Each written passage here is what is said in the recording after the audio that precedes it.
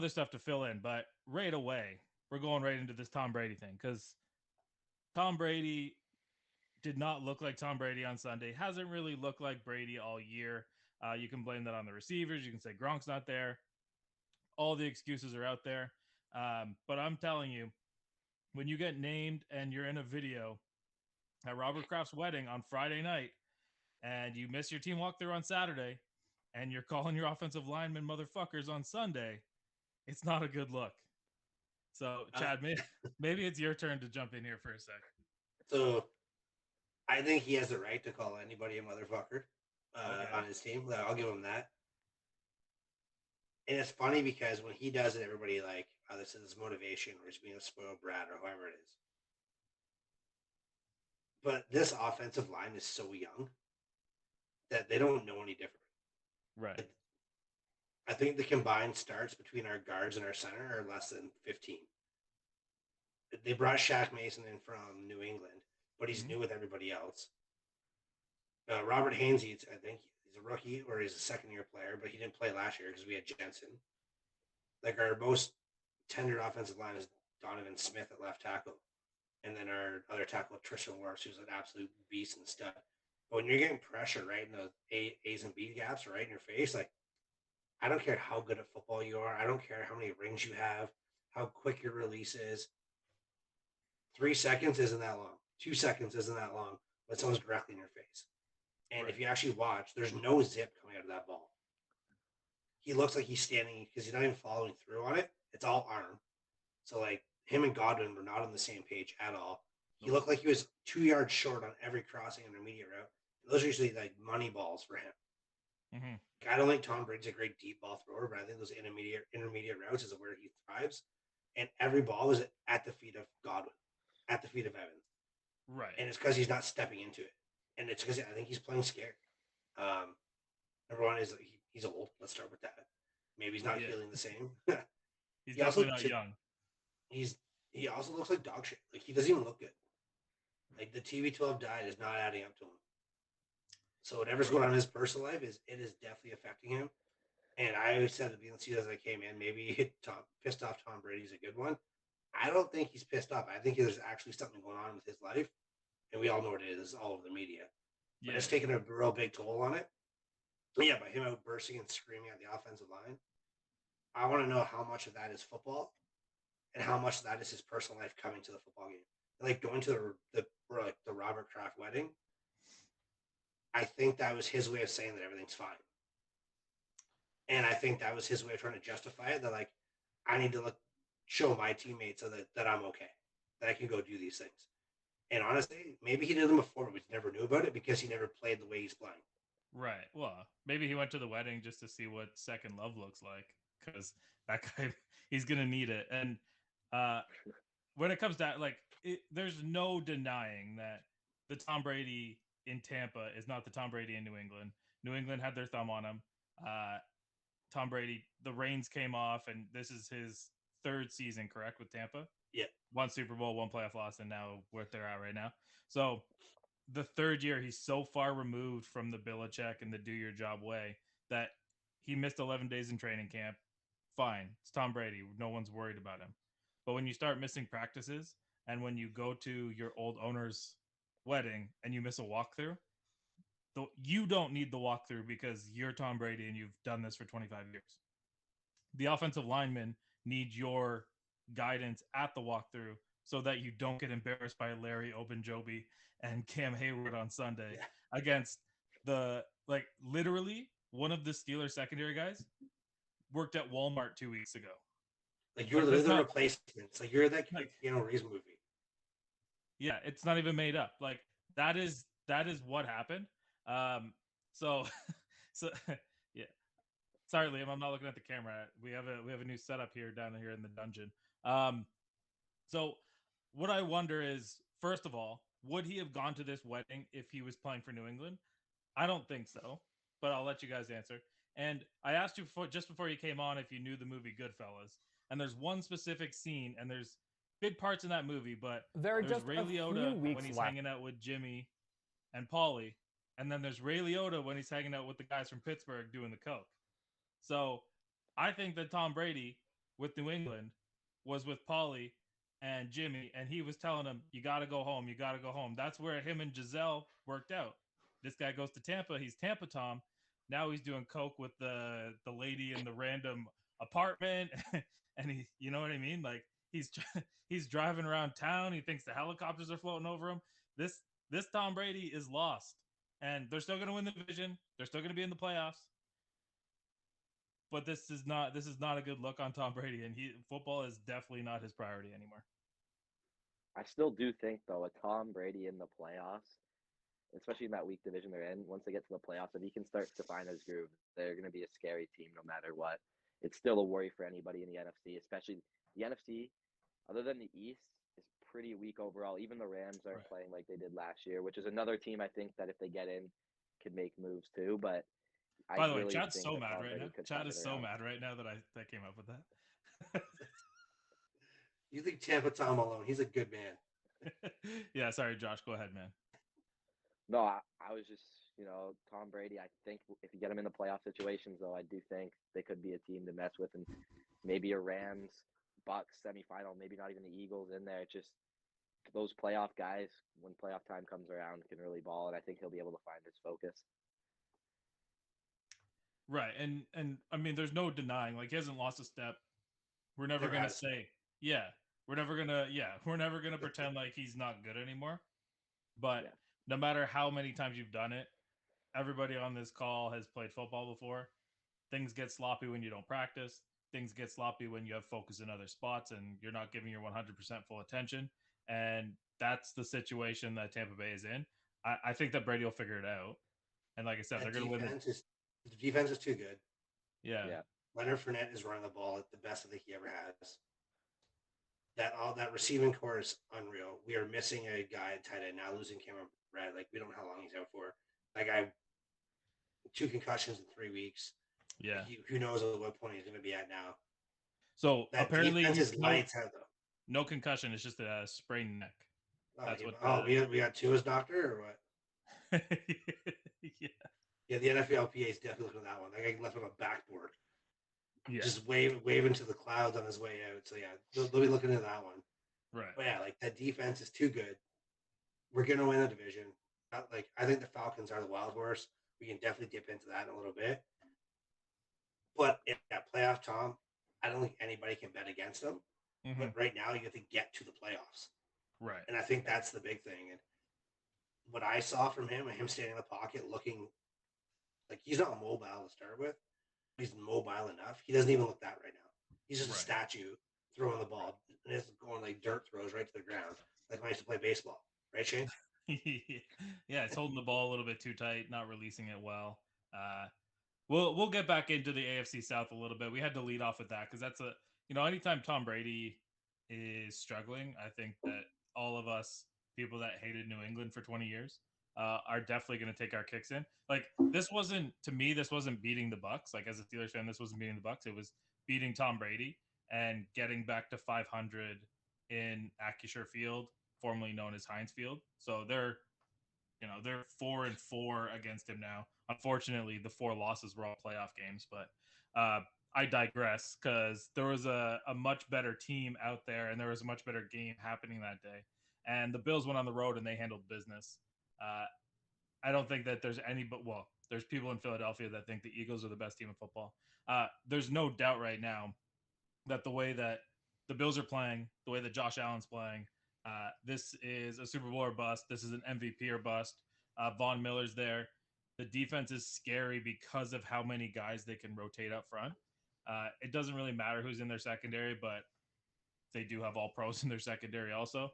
Their linebackers are all strong. I'm not sure how Miami was able to get by the Bills, but right now you feel like the Bills should be undefeated with the way that they've been winning.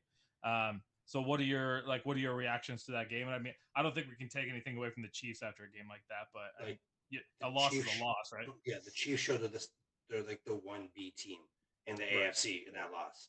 Right. So let's just start with that. Things I took away from the game was like these are the 2 best teams probably in the NFL. Right. Everybody in Philly is going to tell us if we're wrong. We'll find out in the Super Bowl if that's how it plays out. You got to win the NFC first.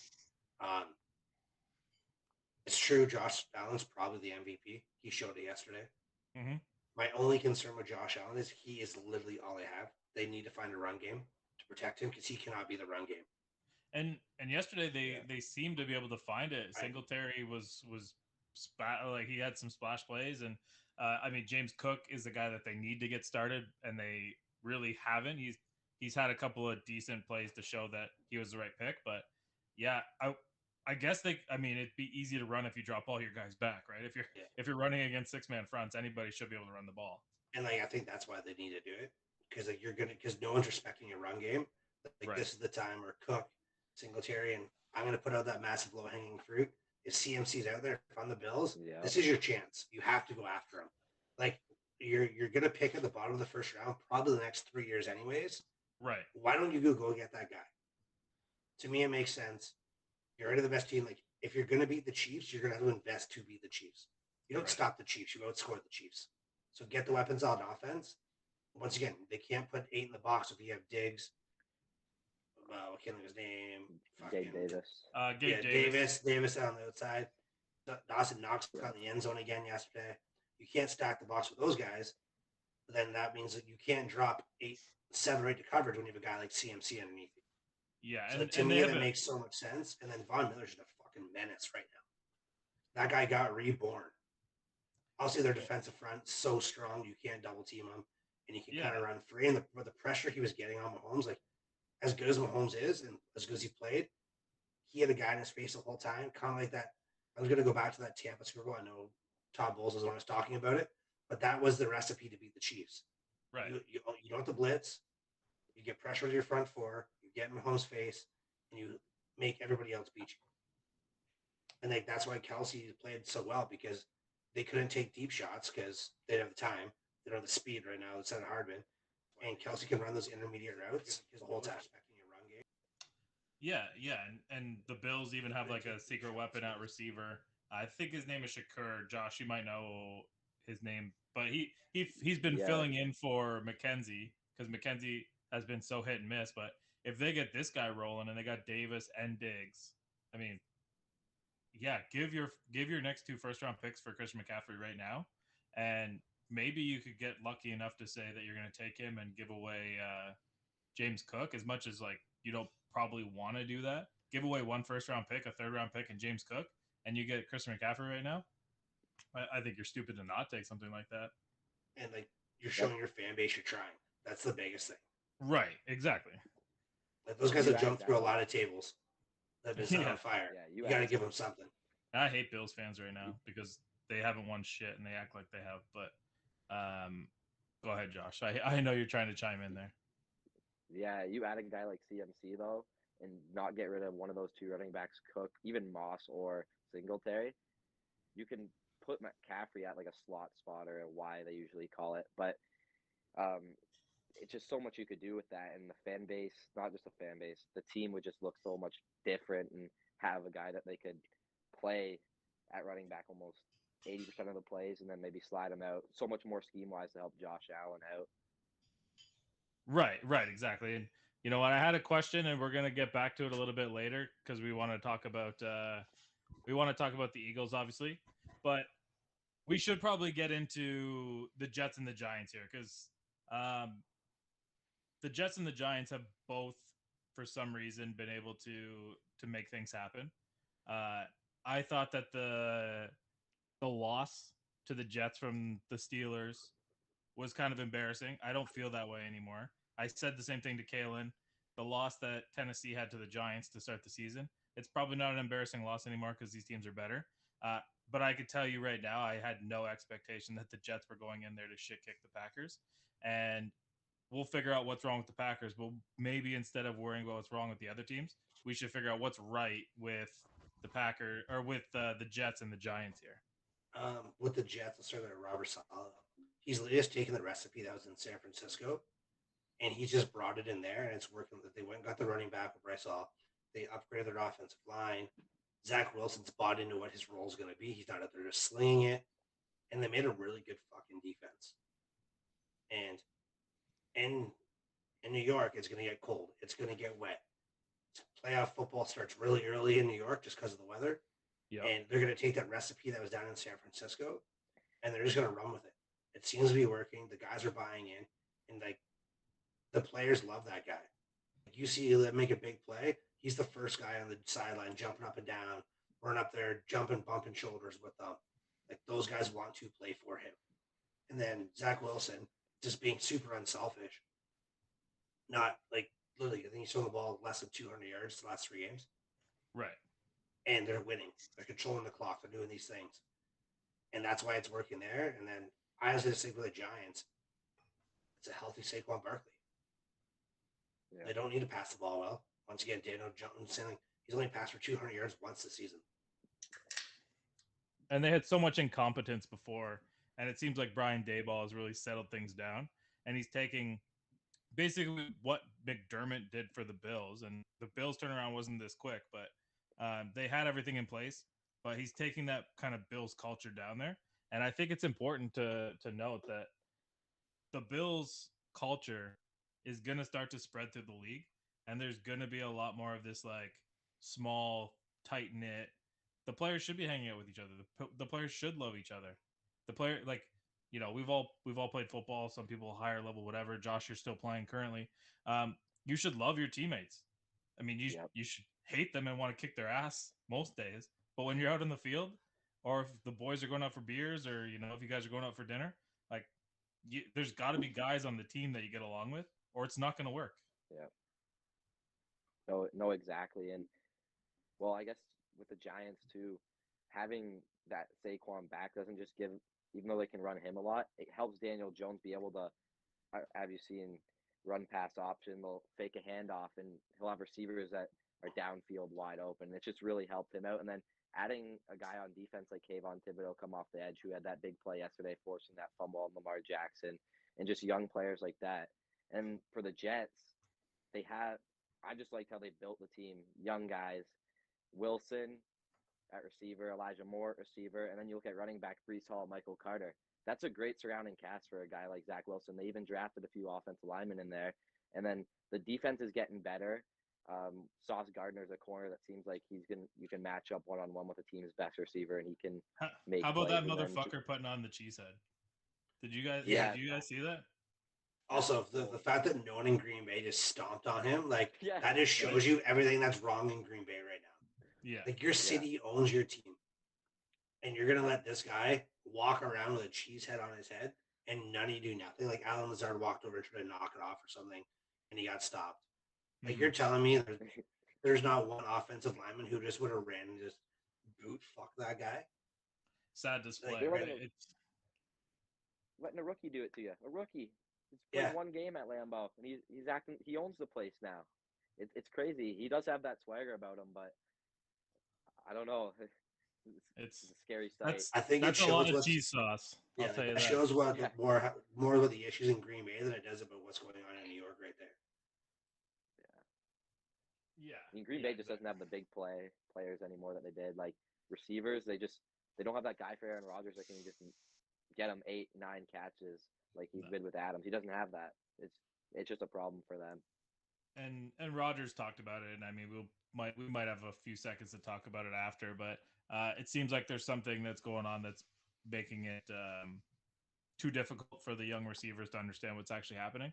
And for Rodgers, not really the guy to be outspoken, but for him to just drop that in a press conference, so something's up and something's definitely not right. I guess we can stay on the Packers because the next topic is about that division. And so this is going to be a two-parter. One, do we think the Vikings are good? At 5-1, it's kind of weird to say, are the Vikings good? But are they any good? And are we worried about the Packers? And if we're worried about the Packers, is this us worried about them like 2 years ago when we were told to relax? Or is this legitimately a team going through a transition where they still have their quarterback in place, their offensive line is not playing up to snuff, and their receivers are absolute dog shit? Or they're young. Maybe they're not dog shit. Maybe these guys will all be good one day. But I think dog shit's the proper term. You think so? Yeah, okay. I think so, yeah. There's some really good young receivers in this league, and none of them play in Green Bay. Yeah. No. And a lot of those guys don't have the quarterback that's Aaron Rodgers. So I'm going to say the Right. receivers are dog shit because I've seen him win football games with a very mediocre cast. Trust me, Right. I've seen it. Yeah, Josh has witnessed it for a couple years now. Like they used to win games without Devontae Adams before.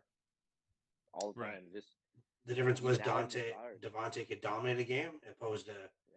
just winning it, but like they still won games without him. They look Right. absolutely atrocious right now. Yeah. It's almost unbelievable like how it can and look, I mean, next week, assuming they're not on their bye, I didn't look that far ahead. Next week they're gonna play and Aaron Rodgers is gonna throw 4 touchdowns and they're gonna score 35 points and we're all gonna be like, oh, see, the Packers are back. But like, I don't know. The Packers don't look back. It looked like a bunch of guys that thought that they were going to just handle the Jets, and the Jets went in there. You don't know what you don't know, so you don't know how bad the crowd is at Lambeau. Go in there, throw on your fucking cheeseheads, and make them look like assholes. Yeah. With the Vikings as well, they're not they're a good football team, but I don't see them making too much noise. Like I've watched them play a lot this season.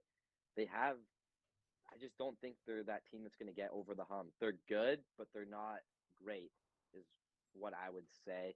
They have weapons on offense. It's more about their defense for me. Like I just don't think they have a secondary that can stop top receivers once you get to the playoffs. And then Good thing is there's none in even the division. yeah, there's one in the division, but once you play a team like the Rams, who's going to stop Cooper Cup? Who's going to stop Higbee? Who's going to stop Allen Robinson? No one stops Cooper Cup. Yeah. It doesn't Yeah. matter who's in your secondary. No one stops him. Yeah. And like I think the biggest obstacle and hurdle like as a fan we all have the Viking is when he gets to the playoffs, look at the matchups. Are you ever taking Kirk Cousins to beat Tom Brady? No. Are you taking him to beat Matt Stafford? No. Like where else do you put like if you play Aaron Rodgers? No. Like I think They already that's the lost part like as a fan why you're like, no, I can't believe it. But right now, I think he actually would beat all those guys. Like, because that's the crazy part. But like, we're like, we can't admit it because all we're thinking was that asshole in Washington saying, "Do you like that?" Yeah, well, and if the line is juicy enough, I'm taking Kirk Cousins to beat Tom Brady because this Ray Liotta coked out version of Tom Brady, I believe a lot more in as long as the game's not on Monday night or Sunday night. I think that Kirk Cousins can get it done. Justin Jefferson's animal. Adam Thielen is one of the better receivers in the league that no one talks about. I think Irv Smith Jr. too is just coming on slowly, and no one even knows about him. And Dalvin Cook is when he's healthy has got to be one of the top 6-7 running backs in the league. So you got to give a lot of credit to the fact that this coach can actually help them win. Does that lead down the stretch? We'll see. But essentially, they have a 3-game lead on the Packers right now because they won that game.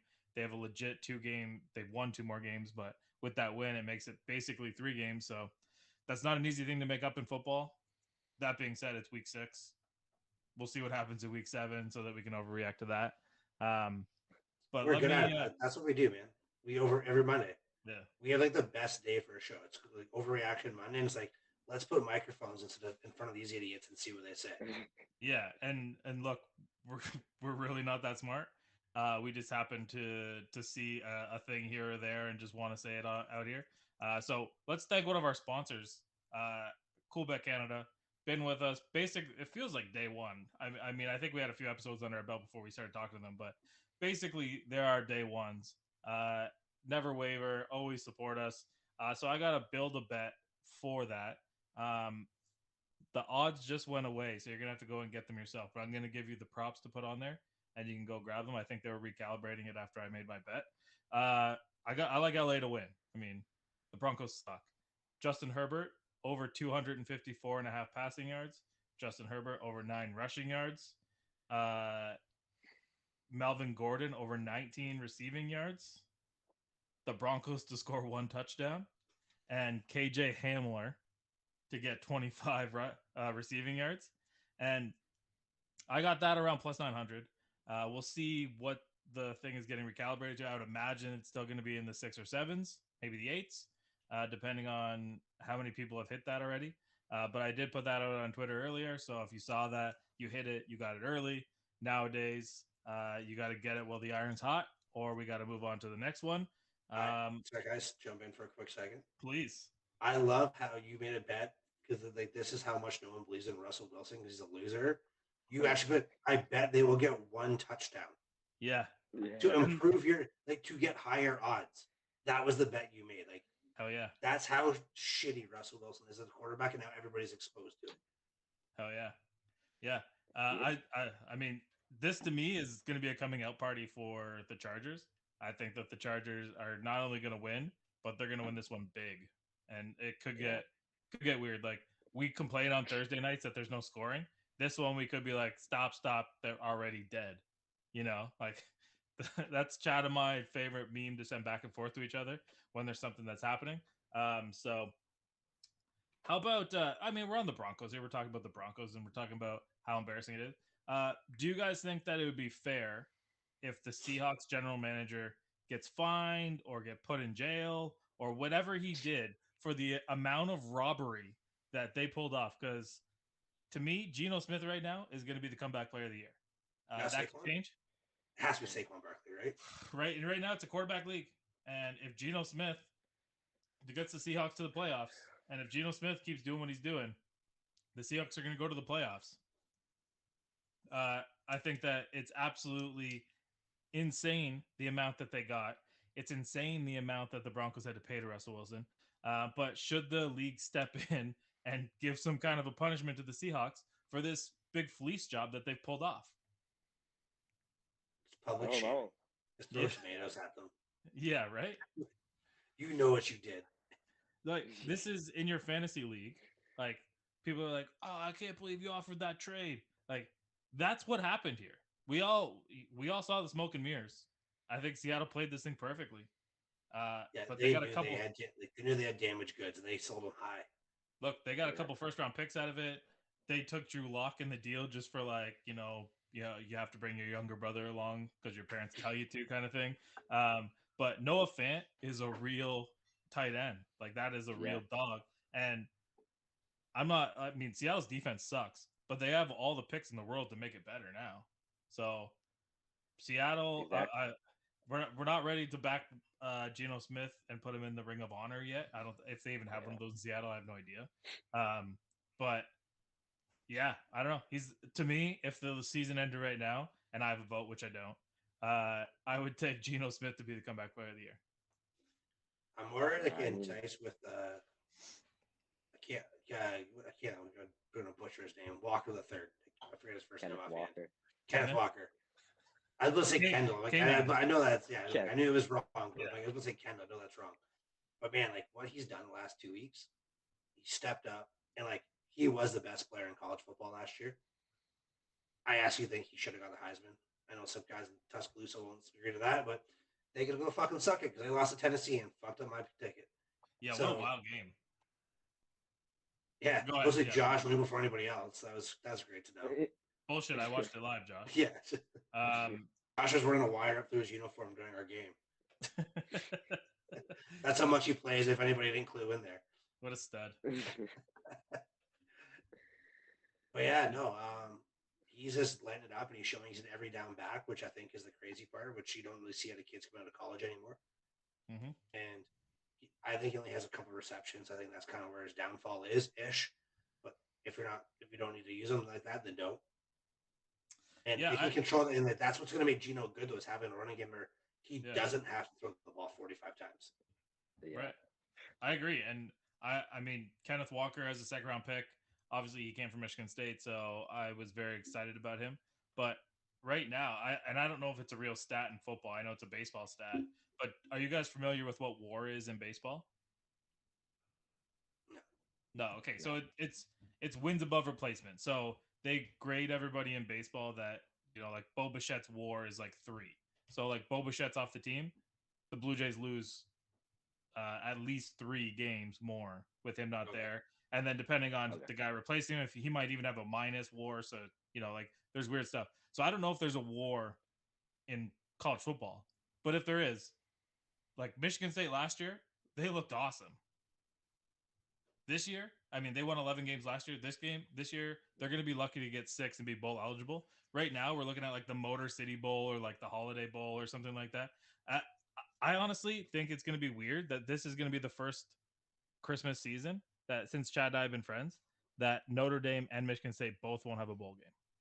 No, they're gonna play each other. Like no one gives a fuck about you bowl. But for Just TV purposes, we're gonna make one up.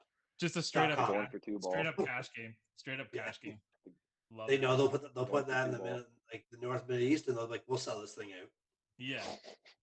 Yeah, that'd be amazing. But it's true. Like, that's what they're gonna do. Yeah. Well, they'll find a way. I mean, when there's a good fan base behind it, they'll find a way to get you in there. I know during the COVID year, they made up a bunch of bowl games and made everybody bowl eligible. Like Michigan State played in a bowl game; they had two wins. Well, let's go play Little Caesars Bowl. That's big. We'll go to Ford Field for the day. Deal. That'd be. Hey, Yeah. don't threaten me with a good time. Are the Seahawks a playoff team? Like that division, you know, the Rams are obviously the leader of the pack, but I'm not grading the Rams any higher than we're grading the Bucks right now. 49ers, I guess the 49ers technically lead that division, but they're shit. Arizona's horrible. Yeah, and you know, Arizona just traded for Robbie Anderson. And it looks like Marquise Brown's going to miss 6 weeks, but they are getting D-Hop back this week, so that'll be, you know, if you're a betting man, which we are, I'm Take the definitely receptions over every week. I'm gonna put anytime touchdown on D-Hop for this week. For like they play on Thursday night too. I mean, when we get off this call, I might even go ahead and do it. Same game parlay that with the over receptions. Yeah. I do have a question for you though. This is like a Kingsbury and Kyler were married when they came together. Yeah. Now Kyler is saying that Kingsbury is a loser. What do you do in that situation if you're the GM? Because you've already paid Kyler now. Yeah. The only thing you can do is you fire the coach. You say that you're a package deal and you're worth the first pick overall.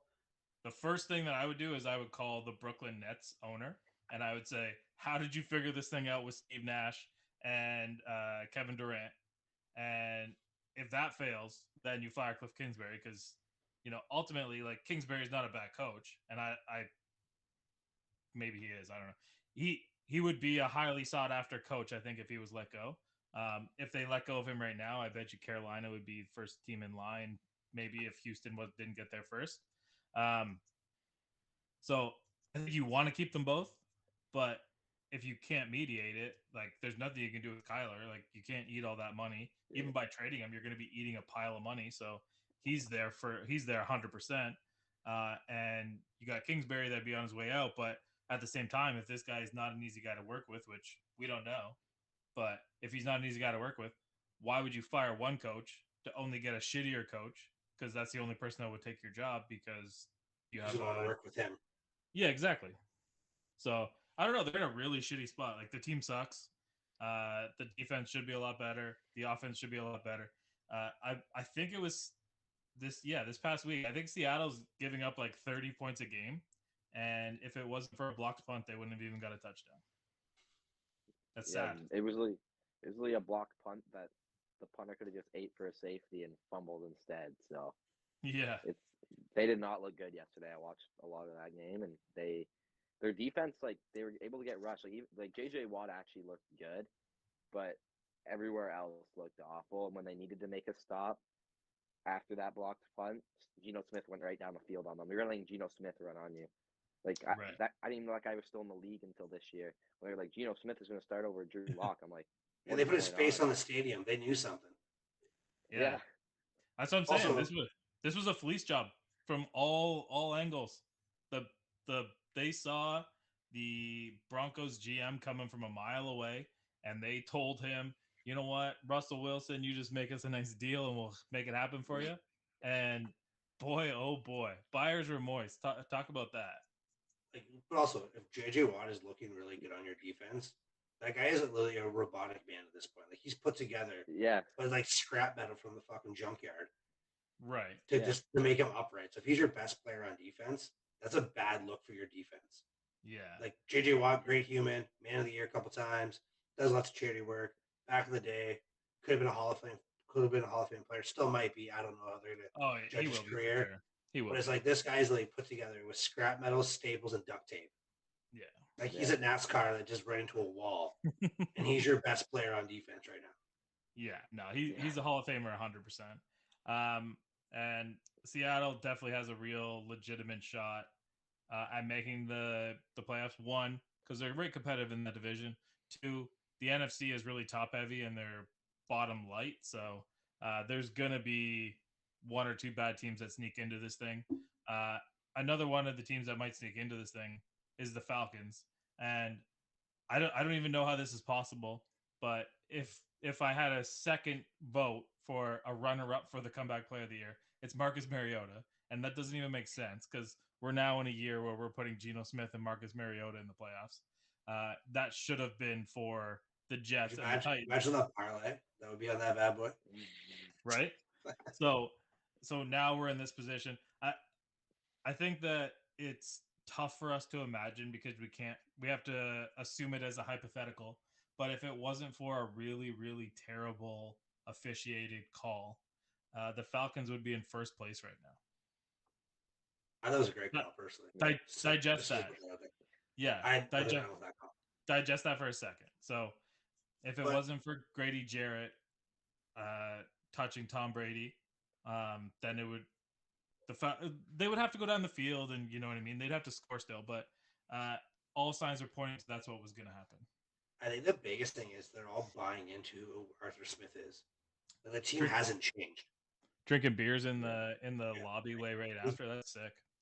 He's a player's coach.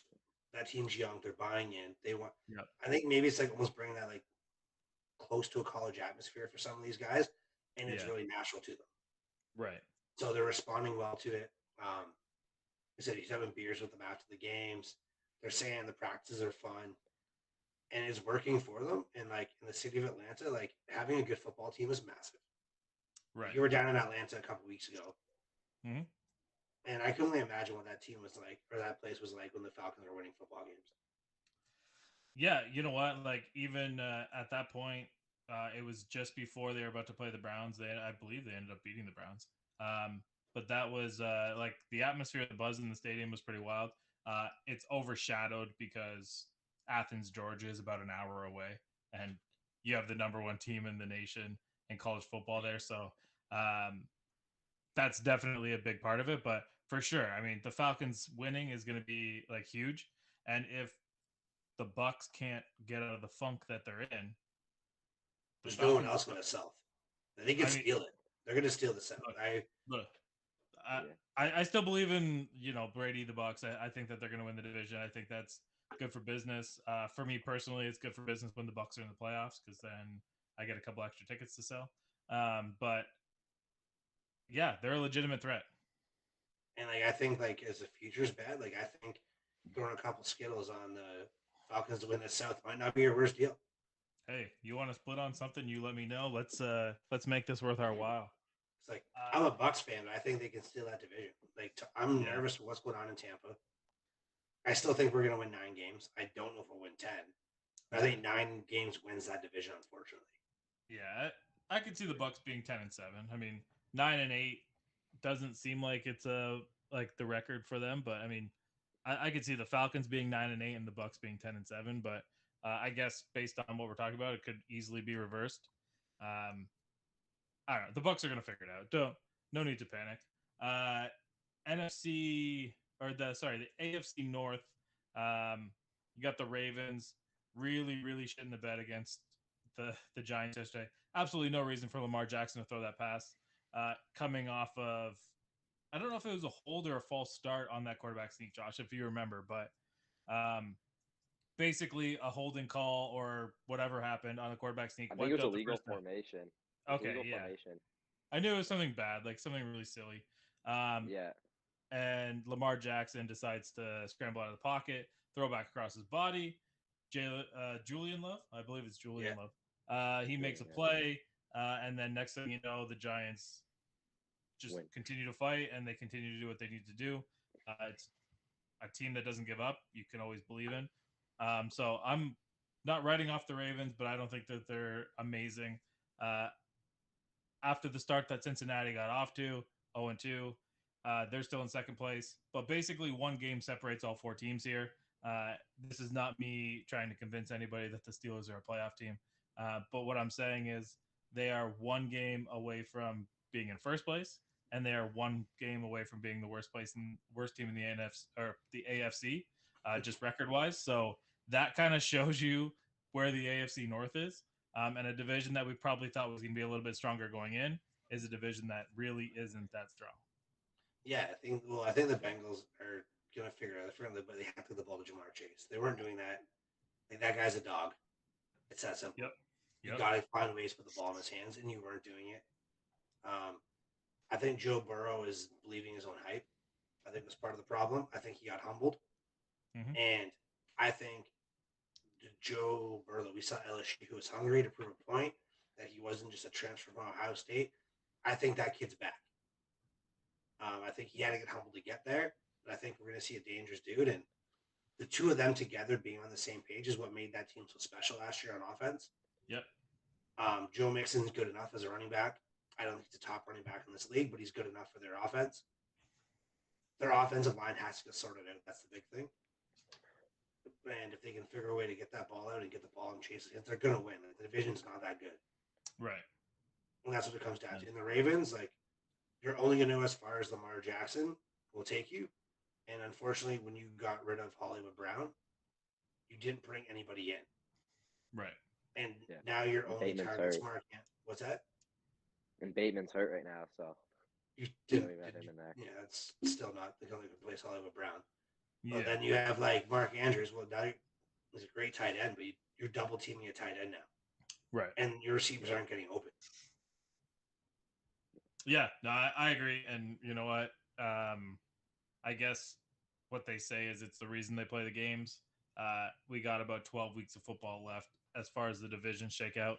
But we got about 10 minutes here before we jump into the next part.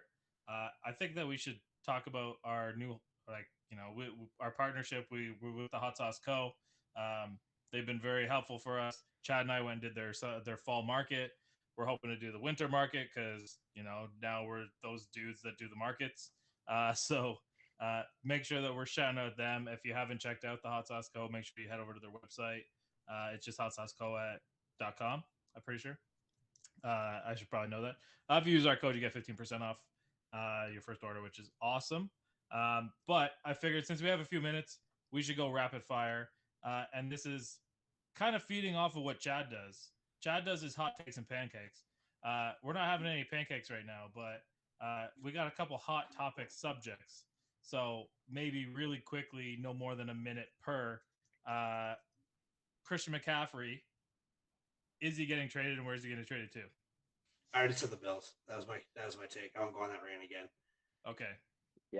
Yeah, I think the Bills, but I don't want to just take the same team. So, like we were just talking about the Bengals, if Joe Mixon's not that guy that you don't see him taken far enough, then what about the Bengals? What if he goes plays with Joe Burrow? Could be a good spot for him. We all know he can't go to LA. That's one positive because they have no fucking draft picks. They've given away to 2050. I got one for you. How about he heads back to where he was very successful in college and he goes to the 49ers? And the 49ers find a way to scheme him up, and they got Debo and they got Ayuk, and Jeff Wilson's kind of been and they got Kittle back healthy. Is something like that a spark that gets the 49ers over the hump? I don't know, but I think that it makes sense geographically because that is the area that he went to school at Stanford. And I think that the 49ers are a competitive team with a wide open backfield that he could be successful there. Mac Jones. Has Mac Jones lost his job to Bailey Zappe? And if so, how quickly will they trade him out of New England? Is this the new Bledsoe Brady? No, and I just stepped out Bledsoe and Brady. I'll tell you that right now. You don't think Bailey Zappe is the new Tom Brady? That's what you're telling me. Okay. I don't know if Max Hot lost take. his job, but I will tell you right now, there's gonna be one hell of a fucking competition next summer. Mac Jones won 10 games last year. They're not going to just give up his job right away, I don't think. But that means They won Belichick. 10 games last year? Yeah, they won 10. They didn't make Really? the playoffs though, but they won 10. Oh, okay. But yeah, no, I think they're going to give a real look after the season because the difference is I'm not going to say Mac Jones is the game manager. I think that's insulting to quarterbacks. All quarterbacks are game managers. But Bailey Zappe or Zappe or whatever they want to call him, he takes shots, man. Mm-hmm. That guy, like, he's literally playing like, fuck it, I don't have a job tomorrow anyways.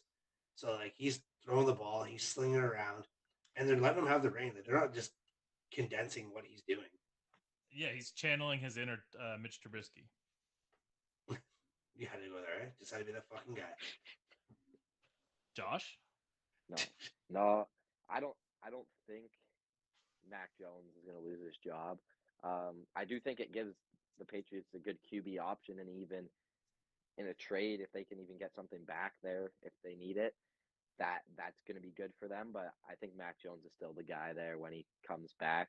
But honestly, to have two quarterbacks, if you're a coach like Bill Belichick, you'll take that all day. So if you have especially two, you with have the zero. guys It's they that got built up simple. in the center. I agree. I agree Yeah. with Chad. I think if you have 2, you have 0. I think that unless Zappe struggles, they're not going to take him out. So will I say that Mac Jones will never play another down for New England again? No. But if Zappe continues to play the way he's playing, I think that Mac Jones is holding the clipboard for the rest of the year. And my only other hot take is if you're gonna trade Mac Jones, you gotta find like you're gonna want a first back for him. yeah, and you're not getting Yeah. that. You're not gonna get it. That's the problem, No. right? No. So you might as well just keep him on his rookie deal for 4 years and cut him after that. Yeah. All right, we'll keep going rapid fire here. Is anybody else fucking sick of watching 5-yard defensive penalties cause a first down? I am absolutely disgusted when it's 3rd and 16 and you get a 5-yard holding penalty or a 5-yard illegal contact and you're getting a first down out of it. It doesn't make any sense. Encroachment is not automatic first down. So why is illegal contact an automatic first down? If you're saying it's holding and not pass interference, then you're not saying it's so egregious that it wrecked the play. Give them the 5 yards, play the next down. Agreed, disagree. Yeah. I agree. I mean, like, there's just too much. The defenders can't even touch a guy within 5 yards anymore. Even though you're supposed to have that 5-yard window to have your hands on them, they throw a hold every time you touch them within there. So you almost have to, if it's 3rd and 6, if you do get that hold, hopefully, then you'd be able to play 3rd and 1. I agree. Yeah, no, it's a pretty simple question. If it's not a 15-yard penalty or a 10-yard penalty, it doesn't negate the. If it doesn't stop a first down from happening, well, if it should, then it should have been PI. Right. If Right, exactly. You're supposed to get hands on the guy in the first 5 yards. That is the rule. But now you're saying if I had hands on you in 5 yards, I'm going to get a 5-yard automatic first down penalty. Like the game's already so skewed and shifted towards the offensive players. You have to give these defensive players a fucking chance. Right, exactly. And, we'll give one to the offensive players as well, because another rule that needs to go is illegal man downfield. And I understand that you don't want a defender to think that he has to be guarding any kind of guy, and you probably don't want your left tackle 15 yards down the field on a play that, like a hook that's going to get one of these defensive backs destroyed. But if we're talking about 1 yard on a delayed screen pass or a quick out, come on, man. Like, give me a fucking break. Like, that's ridiculous. So I'm going to play pretty much the flip side of the one we just talked about. With the game going to an RPO option, the offensive line actually don't know if the ball's thrown. Exactly. Yeah. So he's doing his job. And it's a chintzy Mickey Mouse call that a ref's making to get his own TV time. Mm-hmm. That's literally what it comes down to. Right. If that guy's not changing the force of the play, then what does it matter? Like, if my right tackle goes 2 yards down the field, but I throw a slant to the left, we're going to call that? That had nothing to do with the play. Because he thought he was running the ball right.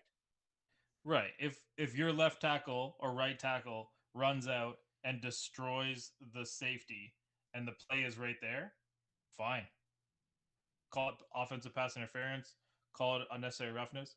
We don't need an illegal man downfield. I think that's absurd. And call the screens before you call that shit. Yeah, I mean, in the picks that you're not calling. There's so many new football fans that continue to start watching the NFL, And you see a play like that, and first of all, they don't even understand what just happened, and you're wrecking like quality football. I don't know.